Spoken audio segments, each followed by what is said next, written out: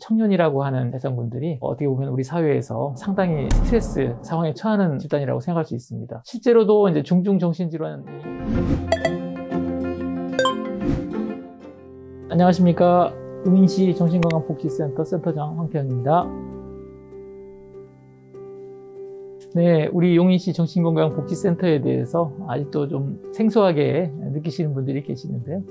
우리 센터는 기본적으로 우리 중증 정신질환자분들이 시민의 한 사람으로 지역사회에 통합돼서 잘 살아갈 수 있도록 돕는 것을 중요한 사업으로 생각하고 있습니다. 그리고 그 이외에도 아동, 청소년, 청년들, 그리고 노인분들을 대상으로 한 건강 증진 사업을 담당하고 있고, 특히 또 자살 유가족들, 또 고위험군들을 대상으로 해서 자살 예방 활동에 주력하고 있는 기관입니다. 아무래도 우리가 성장과 발달이라는 관점에서 봤을 때 청년이라고 하는 대상분들이 어떻게 보면 우리 사회에서 상당히 스트레스 상황에 처하는 집단이라고 생각할 수 있습니다. 아무래도 이제 청소년기 때 정체성을 이제 확립하고 나아가서 이제 직장도 구해야 되고 친밀함을 바탕으로 해서 이제 결혼이라든가 가정도 꾸려야 되는데 그 과정에서 상당히 경쟁이 이제 심하다 보니까 스트레스가 누적되고, 그렇게 되면은 이제 다양한 이제 정신질환자 이완될 가능성이 상당히 높거든요. 실제로도 이제 중증 정신질환이 가장 호발하는 연령이 바로 이 연령대에 해당되기 때문에 이분들을 대상으로 해서 조기에 고위험군들을 빨리 발견하고 선별해서 치료로 연계하는 그런 사업이 가장 중요하기 때문에 이런 사업들이 요즘 많이 부각된다고 보이고 있습니다. 일반적으로 이제 청년이라고 했을 때 나이 구분을 다양하게 할 수 있는데, 지역사회 정신보건 사업이라는 관점에서 저희들은 19세에서 34세에 해당되는 분들을 주된 대상군으로 하고 있습니다. 네, 아무래도 이제 청년분들께서 이런 스트레스 상황이 있음에도 불구하고 정신 건강 관련돼서 제대로 상담을 받을 수 있는 시간이라든가 또 어떤 마음의 여유, 이런 것들이 없는 게 사실입니다. 그래서 정신 건강에 대한 문턱 이런 것들을 좀 낮추면서도 적극적으로 치료 지원을 하는 게 중요할 것 같은데, 그래서 도와 용인시가 협업을 해서 청년을 대상으로 해서 외래치료비 지원 사업을 하고 있습니다. 그래서 이를 통해서 정신건강 관련된 어떤 관심을 갖다 불러일으키고 안정적으로 치료가 유지될 수 있도록 도움을 주는 그런 사업이라고 할 수 있을 것 같습니다.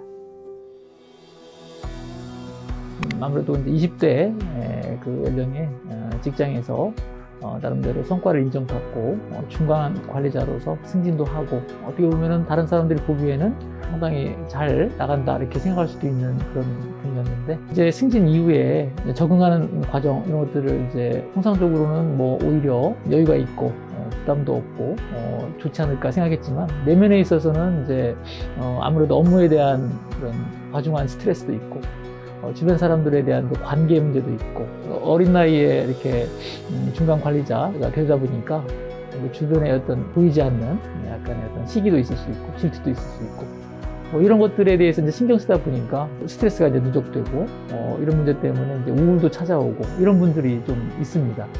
그래서 이런 분들 같은 경우에 있어서는 이제 보통 일반 직장 같은 경우에 있어서는 뭐 겉으로 보기에는 큰 문제 없이 잘 생활하는 것처럼 보이거든요.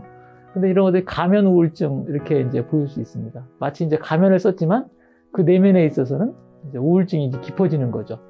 그래서 이런 분들은 결국은 일정 선을 넘게 되면은 증상을 이겨내지 못하고 문제가 생기기 마련인데, 이런 분들을 대상으로 해서 센터가 이제 조기에 이제 서비스를 제공하는 그런 그 기회가 있었습니다.